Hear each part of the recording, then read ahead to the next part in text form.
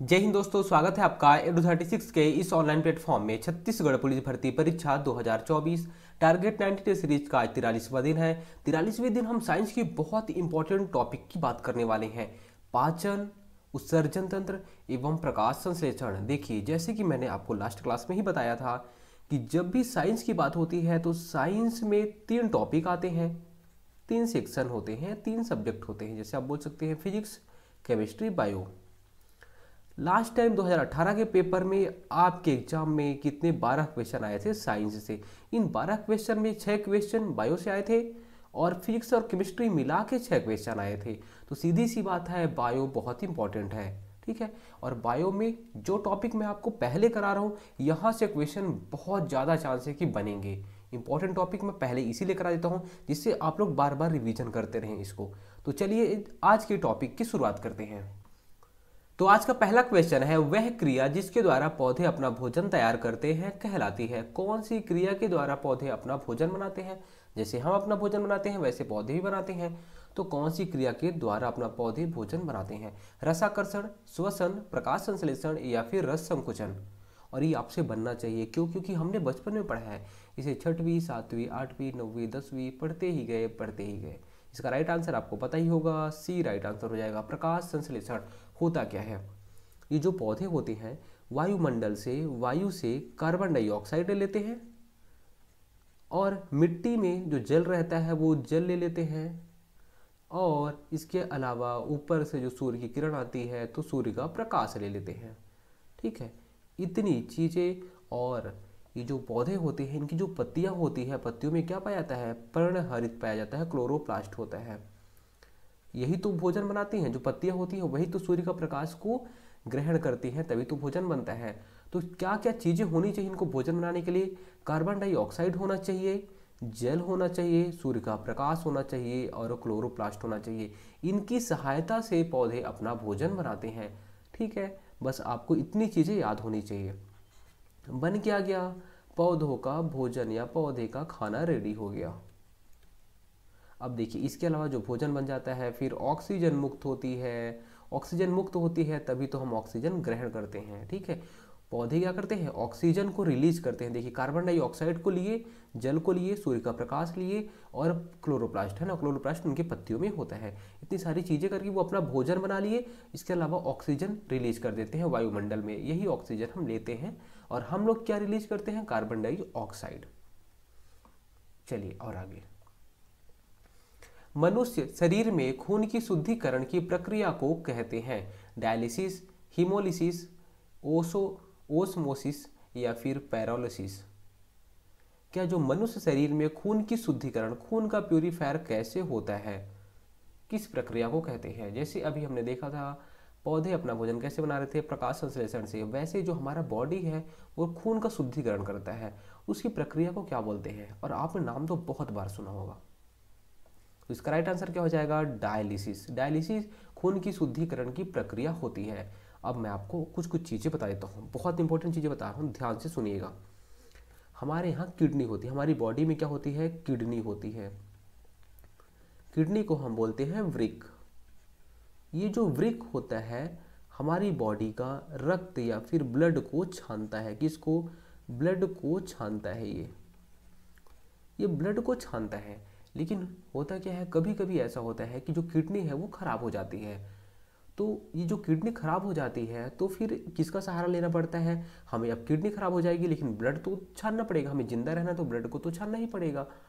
तो डायलिसिस की प्रक्रिया अपनाई जाती है। जो ये आर्टिफिशियल कृत्रिम कृत्रिम की जो किडनी होती है उसे हम बोलते हैं, कृत्रिम किडनी का एक टाइप का रूप होता है, उसे हम बोलते हैं, क्या बोलते हैं? डायलिसिस। आया समझ में? देखिए, जो काम वृक्क कर रहा था वही काम कौन करता है? डायलिसिस करता है। पृथ्वी पर अधिकांश ऑक्सीजन उत्पादित होती है घास से, शैवालों से, वृक्षों से या फिर धान के खेतों से। जो पृथ्वी पर ऑक्सीजन उत्पादित होती है वो किससे उत्पादित होती है? इंपॉर्टेंट क्वेश्चन है, गलतियां हो सकती हैं। मैं मैक्सिमम, अधिकांश की बात कर रहा हूँ। अधिकांश ऑक्सीजन कैसे उत्पादित होती है हमारे पृथ्वी में? तो उसका राइट आंसर क्या हो जाएगा? बी, शैवालों से। देखिए, वृक्ष भी ऑक्सीजन रिलीज करते हैं। जैसे अभी मैंने बताया था, इन लोग खाना कैसे बनाते हैं, वृक्ष कार्बन डाइऑक्साइड लेंगे, जल लेंगे, सूर्य का प्रकाश लेंगे और ये खाना बनाएंगे और ऑक्सीजन रिलीज करेंगे। ऑक्सीजन को हम लोग लेंगे। लेकिन जो सबसे ज़्यादा ऑक्सीजन उत्पादित होती है कौन करता है हमारी पृथ्वी पर, तो शैवाल करते हैं। कौन करता है, शैवाल करते हैं। शैवाल कहाँ पाए जाते हैं, समुद्रों में पाए जाते हैं। ठीक है, आगे। इसके अलावा एक चीज़ आपको याद रखना है, क्या, धान के खेतों में क्या होता है, इसमें मीथेन गैस बनती है। मीथेन गैस बहुत बार पूछा गया है कि धान के भूसे या फिर धान के खेतों में क्या कौन सी गैस बनती है, तो मीथेन गैस बनती है। ये की प्रदूषक गैस है। कैसी गैस है, प्रदूषक गैस है। इसके अलावा यूरिया किसके द्वारा रक्त से पृथक किया जाता है, आंत, आमाशय, प्लीहा या फिर गुर्दा।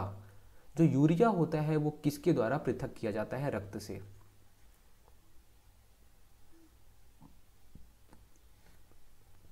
देखिए, हमने अभी बात किया था क्या होता है, किडनी होती है। किडनी को हम बोलते हैं वृक्क।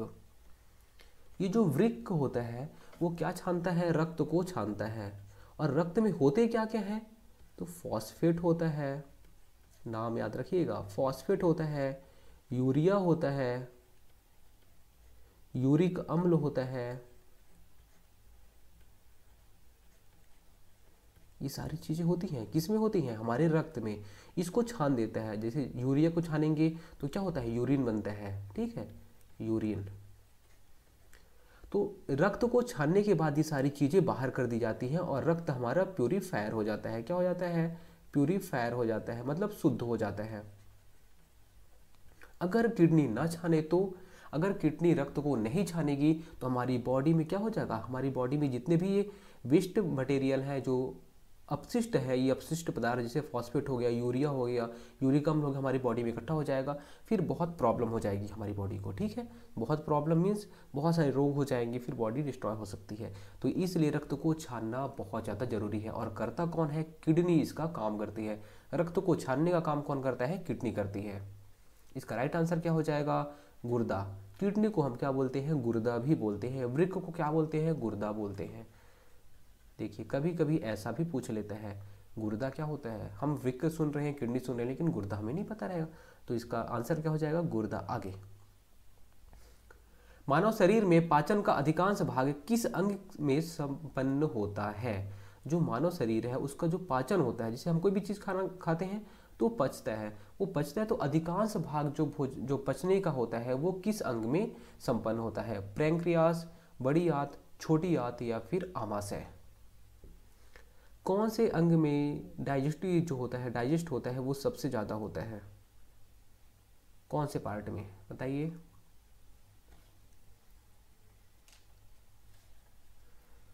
बताइए बताइए बताइए, इसका राइट आंसर क्या हो जाएगा, छोटी आंत। देखिए, होता क्या है, हम मुख से भोजन को ग्रहण करते हैं, वो ग्रसनी ग्रास नलिका से होते हुए प्रोसेस स्टार्ट हो जाता है, कहाँ से, लार से ही स्टार्ट हो जाता है। लार, लार में एक एंजाइम पाया जाता है जिसका नाम है एमाइलेज। क्या, एमाइलेज। ये क्या करता है, स्टार्च, जो हमारे भोजन में स्टार्च रहता है, स्टार्च को ग्लूकोज या शर्करा में कन्वर्ट कर देता है। किसमें, ग्लूकोज या शर्करा में कन्वर्ट हो जाता है। मतलब जो हमारे खाने का जो पचने का प्रोसेस है वो लार्वा से, लार से ही स्टार्ट हो जाता है। लार्वे में कौन सा एंजाइम पाया जाता है, तो एमाइलेज पाया जाता है। एमाइलेज करता क्या है, स्टार्च को, जो भोजन में स्टार्च रहते हैं, स्टार्च को शर्करा में या फिर ग्लूकोज में कन्वर्ट कर देता है।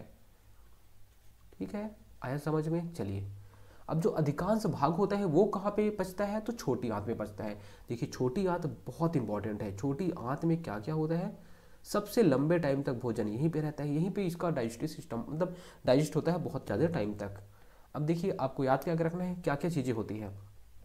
पहली बात, छोटी आंत में पित्तरस होता है। पित्तरस आपने नाम सुना है, हाँ वही पित्तरस। उसके अलावा आंत्र रस होता है। कौन सा, आंत्र रस, आंत का जो रस निकलता है, बहुत इंपॉर्टेंट है।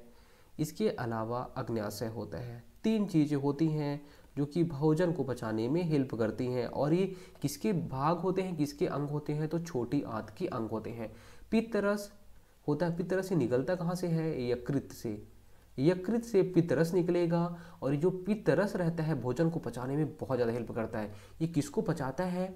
तो वसा में जो घुलनशील अवयव होते हैं, जो विटामिन होते हैं, जैसे कि vitamin A, vitamin D, vitamin E, vitamin के, ये सारी चीज़ों को कौन पचाता है? तो पित्तरस पचाता है।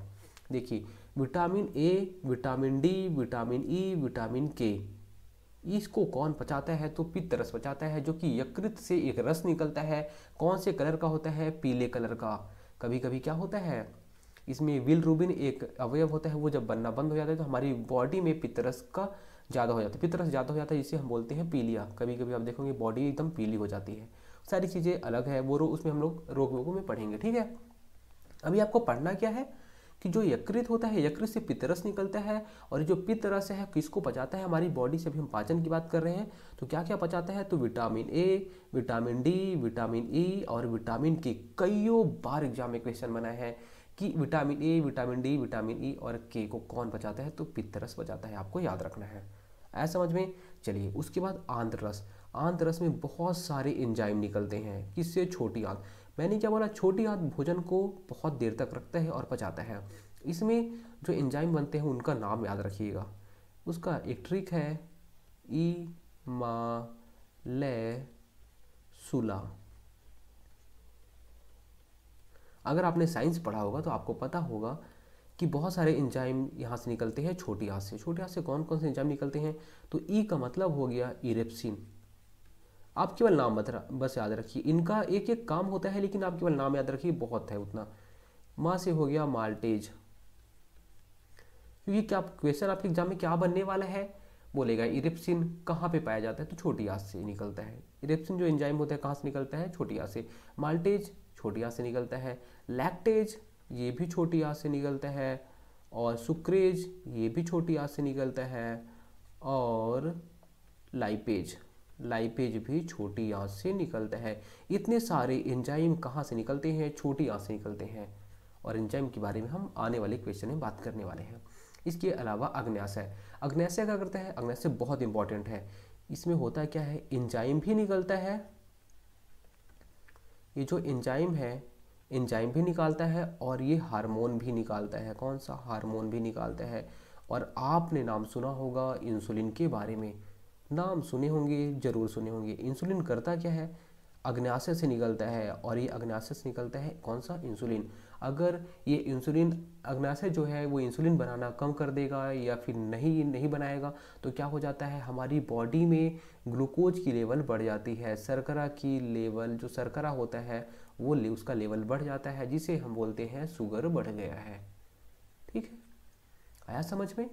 जब अग्न्याशय इंसुलिन का उत्पादन नहीं करेगा, जो हार्मोन है इंसुलिन उसका उत्पादन नहीं करता है, तो हमारी बॉडी में शर्करा की मात्रा बढ़ जाती है, जिसे हम बोलते हैं शुगर लेवल बढ़ गया है। ठीक है, अगर इंसुलिन प्रॉपर निकलेगा तो ये एनर्जी में कन्वर्ट कर देता है शुगर को। उसके बाद ये जो शुगर लेवल है वो मेंटेन करके रखता है।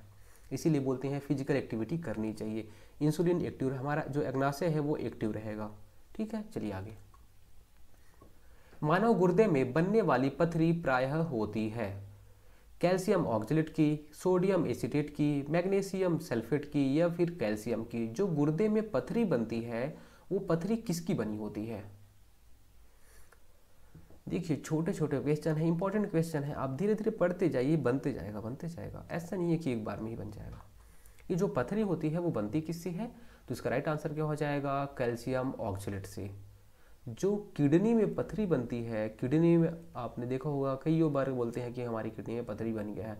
पथरी बनता कैसे है? तो कैल्शियम ऑक्जेलेट के जो कण होते हैं वो किडनी में इकट्ठा होते जाते हैं और बाद में ये पथरी बन जाती है। आगे, पौधे में फ्लोएम मुख्यतः उत्तरदायी है आहार वहन के लिए, अमीनो अम्ल वहन के लिए, ऑक्सीजन वहन के लिए या फिर जल वहन के लिए। जो फ्लोएम होते हैं वो किसके लिए उत्तरदायी होते हैं? फ्लोएम का काम क्या होता है? पौधे में फ्लोएम क्या करते हैं? देखिए, सारी चीज़ें इंपॉर्टेंट हैं, थोड़ा थोड़ा आपको साइंस पढ़ना ही पड़ेगा। छत्तीसगढ़, देखिए आप छत्तीसगढ़, मैं मानता हूँ छत्तीसगढ़ बहुत ज़्यादा इंपॉर्टेंट है, स्कोरिंग है। छत्तीसगढ़ पढ़ के आप कितना नंबर लाएंगे? बहुत ज़्यादा लाएंगे तो 40 नंबर ला लेंगे। ठीक है, और मैथ्स अगर आपका वीक है तो 5 से 7 नंबर उसको कट कर दीजिए। जो साइंस है, साइंस में आपको पढ़ना ही पड़ेगा क्योंकि 15 नंबर की बात है। यही 10-10, 15-15 नंबर ही तो आपको 85 प्लस के आसपास ले जाएंगे। साइंस छत्तीसगढ़ बहुत अच्छा कर लीजिए, छत्तीसगढ़ को शानदार कर लीजिए। इसके अलावा आपको करना क्या है, साइंस को भी अच्छा रखिए, कॉमन चीज़ें आपको पता होनी चाहिए। हिस्ट्री को भी अच्छा कर लीजिए, उसके अलावा ज्योग्राफी को भी अच्छा कर लीजिए। ज्योग्राफी से कितने क्वेश्चन आते हैं, 15 क्वेश्चन। ऐसे ही करंट अफेयर को रेडी कर लीजिए। तो वैसे ही सब छोटी छोटी चीज़ें हैं, इनको ध्यान से पढ़ते जाइए, पढ़ते जाइए। तभी आपको 80-85 फिर आपको सिलेक्शन लेने से कोई रोक ही नहीं सकता। इतना सेफ खेलिए, इतना सेफ रहिए कि कोई एक सीट आपकी होनी चाहिए, वो आपको पता हो जाएगा, अंदर से ही लग जाएगा। जब आपकी तैयारी हो जाएगी आपको फील हो जाएगा कि एक सीट मेरी है।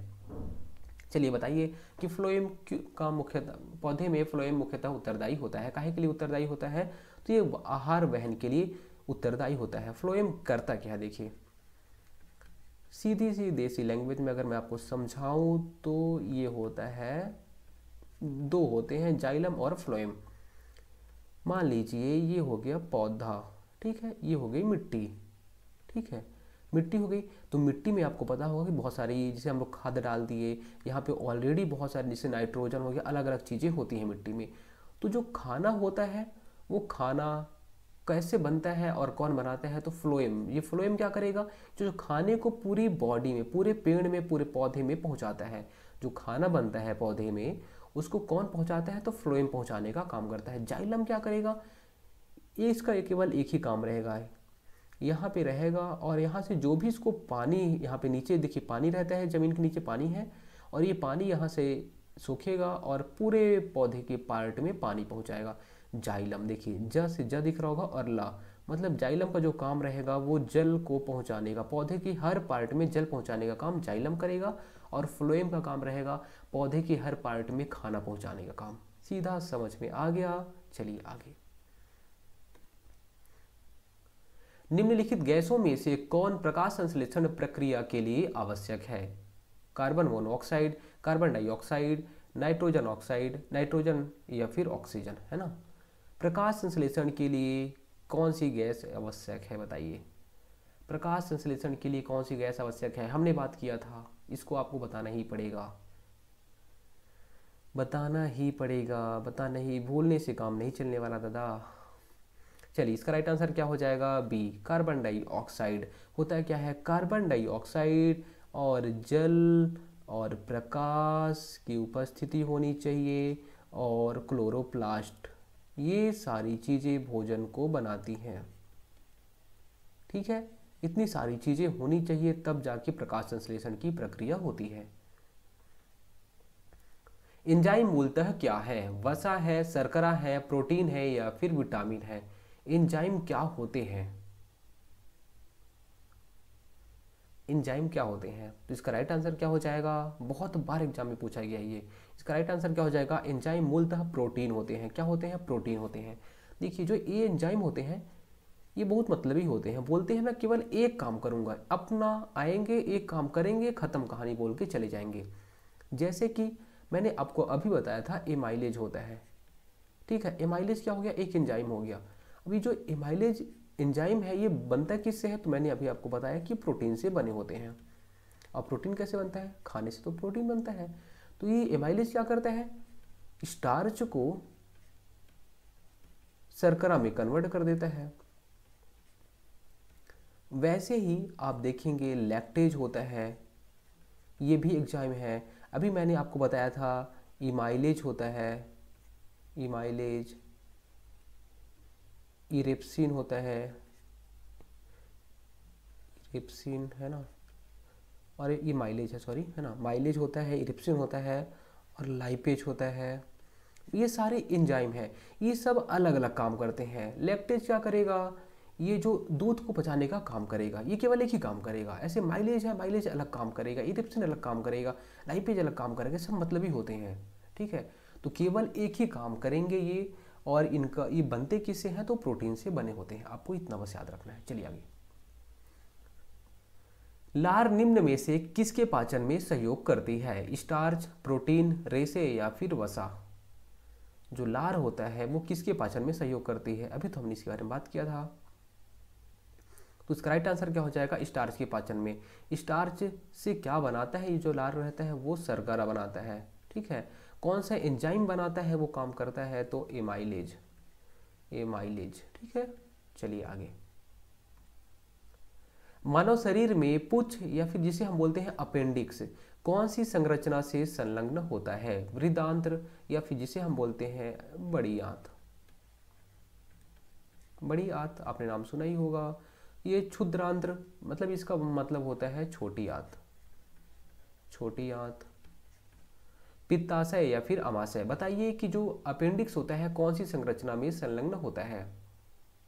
अपेंडिक्स होता कहाँ पे है ये बताना है आपको। तो इसका राइट आंसर क्या हो जाएगा, बड़ी आंत में होता है ये। देखिए होता क्या, पहले हम लोग शाकाहारी हुआ करते थे। पहले, एकदम पहले की बात नहीं कर रहा हूँ, कुछ टाइम पहले की। हम शाकाहारी हुआ करते थे, क्या कुछ भी पत्ते खाए, घास फूस जो भी मिला वो खा लेते थे। तो ये जो जो अपेंडिक्स होता है, वृद्धांत्र में जो पाया जाता है अपेंडिक्स, वो पहले बड़ा हुआ करता था, ठीक है, बड़ा हुआ करता था। अब क्या हुआ है कि हम लोग सर्वाहारी हो गए हैं, मतलब कुछ भी खा लेते हैं। पौधे की पत्तियां भी कभी कभी खा लेते हैं, जानवरों को भी खा लेते हैं, सब चीज़ खा लेते हैं। तो जो अपेंडिक्स है वो अपना काम जो है वो कम करने लग गया। जब ये काम कम करने लग गया तो ये छोटा हो गया, लेकिन अभी भी अपेंडिक्स पाया जाता है। लेकिन जो ये अपेंडिक्स है, जानवर तो अभी भी वैसे ही पत्ते खा रहे हैं, घास फूस खा रहे हैं, तो जानवर में अपेंडिक्स पाया जाएगा और उनका जो साइज है वो वैसे ही है पहले जैसे। लेकिन जो ह्यूमन है वो सर्वाहारी हो गया, अलग अलग चीज़ खाने लग गया, इसलिए उसका अपेंडिक्स का जो साइज है वो छोटा हो गया है, ठीक है, याद रखना है। लेकिन देखिए कई बार होता है कि कई लोग बोलते हैं कि मुझे अपेंडिक्स का ऑपरेशन कराना है या फिर अपेंडिक्स को काटवा के निकलवा देते हैं, कई बार होता है, तो लोग उसको निकलवा सकते हैं काट के, है ना, उससे ज़्यादा कोई प्रॉब्लम नहीं होती है फ्यूचर में। चलिए आगे। हरे पौधे में प्रकाश संश्लेषण की क्रिया में होता है नाइट्रोजन लेना व ऑक्सीजन छोड़ना, कार्बन डाइऑक्साइड लेना व ऑक्सीजन छोड़ना, ऑक्सीजन लेना व कार्बन डाइऑक्साइड छोड़ना, ऑक्सीजन लेना व नाइट्रोजन छोड़ना। अरे बाप रे, भारी भरकम वर्ड है यार यहाँ पे तो। चलिए बताइए, हरे पौधे में प्रकाश संश्लेषण की क्रिया में क्या होता है। मैंने बताया है आपको, इसका आंसर तो मैं नहीं बताऊंगा। पौधे क्या करते हैं, क्या लेते हैं बताइए, कार्बन डाइऑक्साइड लेते हैं और छोड़े क्या, ऑक्सीजन छोड़ दिए। Right answer B. चलिए बता देता हूं यार, नहीं तो आप लोग गुस्सा हो जाओगे। प्रकाश संश्लेषण हेतु सर्वाधिक क्रियाशील प्रकाश है। प्रकाश संश्लेषण की जो क्रिया होती है तो कौन से प्रकाश में, देखिए प्रकाश बहुत सारे कलर से बना हुआ है, आपको पता ही होगा कौन से कलर से, विबग्योर आपने नाम सुना होगा, विबग्योर 7 कलर से, सतरंगी 7 कलर से प्रकाश बना होता है। तो इसमें क्या पूछ रहा है कि जो प्रकाश संश्लेषण की क्रिया होती है, जैसे जब पौधे अपना क्या करते हैं, भोजन बनाते हैं तो प्रकाश लेते हैं, अपने अंदर प्रकाश लेते हैं, तो सर्वाधिक क्रियाशील कौन सा प्रकाश का रंग होता है, बताइए कौन सा प्रकाश। वी से वायलेट होता है, इंडिगो होता है, फिर ब्लू होता है, ग्रीन होता है, ऐसे अलग अलग कलर है। ये येलो हो गया, ये ऑरेंज हो गया, ये रेड हो गया। बताइए कि कौन से कलर में जो प्रकाश संश्लेषण की क्रिया है वो सर्वाधिक होती है। आई थिंक हमने सारी चीज़ें पढ़ी है स्कूल के टाइम में, चीज़ें अगर आपको याद नहीं आ रही हैं, इसकी भी क्लासेस होगी। देखिए इतना टेंशन लेने की जरूरत नहीं है, क्योंकि अगर हम बहुत टाइम से नहीं पढ़ रहे थे तो चीज़ें भूल जाते हैं। कोई बात नहीं, सारी चीज़ें आपको कराई जाएंगी। प्रकाश संश्लेषण 10वीं 9वीं और 10वीं में है, ये मुझे पता है अच्छे से।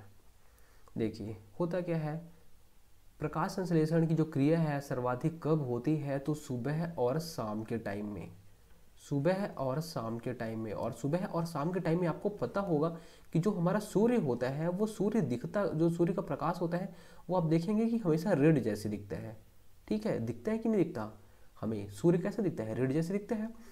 तो सुबह और शाम को जो प्रकाश संश्लेषण की क्रिया है वो ज़्यादा होती है, और कौन से प्रकाश में होती है, तो लाल कलर में ज़्यादा होती है, याद रखना है। प्रकाश संश्लेषण की क्रिया मतलब जो पौधे अपना भोजन बनाते हैं तो कब सबसे ज़्यादा भोजन बनाते हैं, सुबह और शाम को, लाल प्रकाश में ज़्यादा अच्छे से भोजन बना पाते हैं। B right answer. प्रकाश संश्लेषण में सूर्य के प्रकाश की कौन सी रश्मियों का पर्णहरित द्वारा सर्वाधिक उपयोग किया जाता है, अभी तो हमने इसको देखा है। तो इसका राइट आंसर जो हो जाएगा ए लाल हो जाएगा। ठीक है, ये देखिए ऐसे यूज करते हैं। ये जो रेड है इसमें अच्छे से भोजन बना पाते हैं, इसमें अच्छे से भोजन नहीं बना पाते हैं। आगे, स्टार्च को जल अपघटन से ग्लूकोज बनाने वाला एंजाइम क्या है? स्टार्च है, स्टार्च से ग्लूकोज कौन बनाता है, कौन सा एंजाइम बनाता है? हमने कईयों बार आज की क्लास में मैंने बताया है आपको। तो इसका राइट आंसर क्या हो जाएगा? एमाइलेज। एमाइलेज क्या करता है? स्टार्च को, एमाइलेज पाया कहाँ जाता है? तो हमारे लार में पाया जाता है। लार में एमाइलेज पाया जाता है और यही स्टार्च को शर्करा या फिर ग्लूकोज, शर्करा को ही हम ग्लूकोज बोलते हैं, शर्करा या फिर ग्लूकोज, या फिर इसे हम इसका जो सूत्र होता है वो होता है C6H12O6, इसका सूत्र होता है, इसमें कन्वर्ट करता है। अब बताइए, कल मैंने आपको कौन सा टॉपिक बताया था? कौन सा टॉपिक बताया था? कोशिका। मैं कुछ क्वेश्चन पूछता हूँ जहाँ से और क्वेश्चन बन सकते थे हमारे टॉपिक में। देखिए, कोशिका की खोज कौन करता है? कोशिका की खोज कौन करते हैं? तो रॉबर्ट हुक करते हैं। कौन? Robert Hooke. कैसे? एक प्याज लिए रहते, नहीं सॉरी, एक पौधा रहता, पौधा रहता है, पौधे के जो छिलके रहते हैं, पौधे के छिलकों को देखते हैं तो ये मधुमक्खी के आकार जैसे दिखाई देता है, उसे हम इन्होंने क्या बोलते हैं? कोशिका बोल दिया करते हैं। कब करते हैं? तो 1665 में कोशिका की खोज करते हैं। कौन करता है? तो रॉबर्ट हुक करते हैं। अब क्वेश्चन क्या बनेगा देखिए आपके एग्जाम में? पहला, संसार की सबसे बड़ी कोशिका बताइए। संसार की सबसे बड़ी कोशिका और संसार की सबसे छोटी कोशिका। सबसे बड़ी बताइए पहले और सबसे छोटी भी बताना है आपको। बताइए, सबसे बड़ी कोशिका आपने नाम सुना होगा क्या? शुतुरमुर्ग का अंडा। सुना है क्या? वही है सबसे बड़ा कोशिका, शुतुरमुर्ग का अंडा। शुतुरमुर्ग का अंडा। ठीक है, क्वेश्चन बन सकता है कि संसार में सबसे बड़ी कोशिका क्या है? तो शुतुरमुर्ग का अंडा सबसे बड़ी कोशिका है। सबसे छोटी कोशिका, उसका नाम बताइए। तो इसका जो नाम है वो क्या है? माइकोप्लाज्मा। माइकोप्लाज्मा। देखिए, आप लोग की जो एग्जाम होना है उसमें जनरली क्या चीज़ पूछता है? कोई बड़ा, क्या सबसे बड़ा है, क्या सबसे छोटा है, क्या सबसे पहले बना, क्या अभी बना है, वही सारी चीज़ों से ही क्वेश्चन बनेंगे। तो सबसे छोटी कोशिका माइकोप्लाज्मा गैली सेप्टिकम है ना, ये है सबसे छोटी कोशिका। बड़ी शुतुरमुर्ग का अंडा, छोटी माइकोप्लाज्मा गैलीसेप्टम। अब ये पूछ लेगा क्या कि मानव बॉडी में, मानव शरीर में सबसे बड़ी कोशिका, मानव शरीर में सबसे बड़ी कोशिका बताइए। सबसे बड़ी बताइए, सबसे छोटी बताइए और सबसे लंबी बताइए। 3 क्वेश्चन मैंने बताया है और तीनों से क्वेश्चन बनते हैं। सबसे बड़ी कोशिका जिसे हम बोलते हैं अंडाणु। क्या? अंडाणु। ठीक है, देखिए सबसे बड़ी जब भी है तो यहाँ भी शुतुरमुर्ग का अंडा था और इसमें भी अंडाणु। ठीक है, तो सबसे बड़ी कोशिका अंडा आपको याद रखना है, अंडाणु है ना। अब सबसे छोटी कोशिका, सबसे छोटी कोशिका क्या है? सेरिबेलम, जो ब्रेन में पाया जाता है, सेरिबेलम। सेरिबेलम जब हम ब्रेन पढ़ेंगे तो हमें समझ में आएगा। सेरिबेलम की ग्रेन्यूल, एक ग्रेन्यूल सेल है, ग्रेन्यूल कोशिका। ठीक है, आपको याद रखना है। सबसे छोटी कोशिका सेरिबेलम की ग्रेन्यूल कोशिका और सबसे लंबी कोशिका, सबसे लंबी कोशिका जिसे हम बोलते हैं न्यूरॉन। न्यूरॉन या फिर इसे बोलते हैं तंत्रिका कोशिका। ये जो तंत्रिका कोशिका होता क्या है? देखिए, जैसे कि अगर मान लीजिए मैंने आपके पीठ में एक थप्पड़ मारा तो आपको पता कैसे चला? न्यूरॉन ने उसको साइन दिया। जो कोशिका है वो पूरी बॉडी में फैले हुए हैं, साइन देते हैं। ठीक है, तो न्यूरॉन से हमें पता चल जाता है। दोस्तों, आज के लिए बस इतना ही। उम्मीद करता हूँ आज क्लास आपको अच्छी लगी होगी, बहुत कुछ सीखने को मिला होगा। अगर क्लास अच्छी लगती है तो कमेंट कर दिया करिए। धन्यवाद।